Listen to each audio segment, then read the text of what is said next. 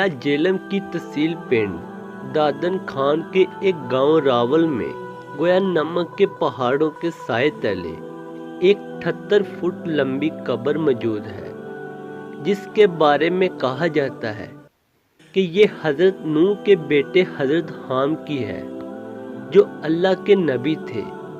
کروڑوں پاکستانیوں کو علم بھی نہیں ہوگا، مگر وہ پیغمبر علیہ السلام جن کی قبر مبارک پاکستان میں موجود ہے، قارئین جیسے کہ حضور اکرم صلی اللہ علیہ وسلم کا روضہ مبارک سعودی عرب میں ہے، اس طرح مختلف پیغمبروں کے روضے مبارک دنیا کے مختلف ممالک میں موجود ہیں۔ ان میں سرفرست فلسطین، عراق اور ایران وغیرہ ہے۔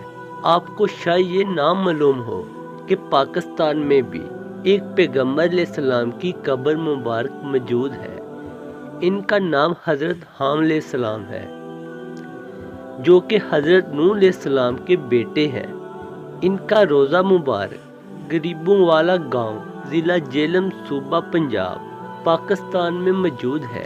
ان کی قبر مبارک کی لمبائی تقریباً 78 فٹ ہے۔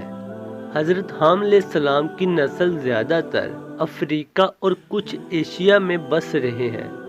حضرت حام علیہ السلام کے مزار کی نشاندہی 1891 میں کی گئی۔